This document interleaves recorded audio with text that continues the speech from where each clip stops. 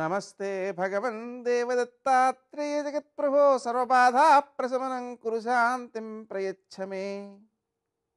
నేటి కాలమాన విశేషాలను గమనిద్దాం.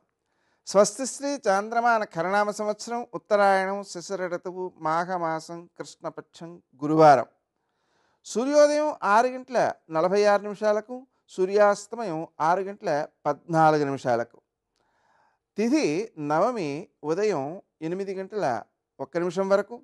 తరువాత దశమి తెల్లవారుజామున 6:37 వరకు. నక్షత్రం జ్యేష్ఠ రాత్రి 12:05 వరకు. వర్జం శేషవర్జంగా ఉదయం 7:49 వరకు. దుర్ముహూర్తం ఉదయం 10:35 నుంచి 11:21 వరకు. మరల మధ్యాహ్నం 3:10 నుంచి 3:56 వరకు. అమృతకాలం మధ్యాహ్నం 3:34 నుంచి 5:06 వరకు. రాహుకాలం గురువారం కాబట్టి మధ్యాహ్నం 1:30 నుంచి 3 గంటల వరకు. సామాన్యంగా మనకు ఒక సందేహాలు కలుగుతూ ఉంటాయి. ఉదాహరణకి ఈ రోజున ఏమవుతుంది, దుర్ముహూర్తం మధ్యాహ్నం 3:10 నుంచి 3:56 వరకు ఉంది. అలాగే అమృతకాలం మధ్యాహ్నం 3:34 నుంచి 5:06 వరకు ఉంది.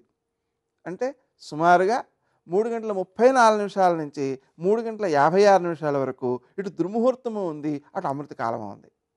అమృతకాలాన్ని మంచి కాలంగా పరిగణన చేస్తాం, దుర్ముహూర్తాన్ని చెడ్డ కాలంగా పరిగణన చేస్తాం. మరి అటువంటి పరిస్థితులలో అమృతకాలము మరియు దుర్ముహూర్తము ఒకసారి ఒక సమయంలో ఉంటే ఏమి చెయ్యాలి అనేటువంటి సందేహం చాలామందికి కలుగుతుంటుంది. అయితే ఇక్కడ మనం జాగ్రత్తగా గమనించాల్సినటువంటి అంశం ఏంటంటే, దుర్ముహూర్తము అనేటువంటిది మనం క్రొత్త పనులు ప్రారంభించడానికి మంచిది కాదు. అందువలన అమృతకాలం ఆ సమయంలో ఉన్న కొత్త పనులు ప్రారంభించకుండా ఉండడమే మంచిది. మరి దుర్ముహూర్తం వెళ్ళిపోయిన తర్వాత ఇంకా అమృతకాలం మిగిలి ఉంది కదా, దానిని మనం మంచి పనులకు వాడుకోవచ్చు. అతి సామాన్యంగా అమృతకాలంలో చేయదగినటువంటి పనులు ఏమిటి అంటే, మనం ఔషధ స్వీకరణం అనేటువంటిది అమృతకాలంలో చేసినట్లయితే అది ఎక్కువ సత్ఫలితాలను ఇచ్చేది గాను, పరిపూర్ణమైన ఆరోగ్యాన్ని ఇచ్చేది గాను ఉంటుంటుంది. అందువలన మనం సామాన్యంగా తీసుకోవాల్సినటువంటి ఔషధాలు ఏమైనా ఉంటే అవి కానీ, లేదా బలవర్ధకములైనటువంటి ఔషధాలు కానీ, లేదా బలవర్ధకమైన ఆహారాధికాన్ని కానీ ఈ అమృతకాలంలో కనుక స్వీకరించినట్లయితే మనం చాలా ఫలితాన్ని పొందుతాం. దానివల్ల పొందాల్సినటువంటి ఉత్తమ ఫలితాన్ని పూర్తిగా పొందగలుగుతాం అన్నమాట. నేటి ఆణిముత్యం.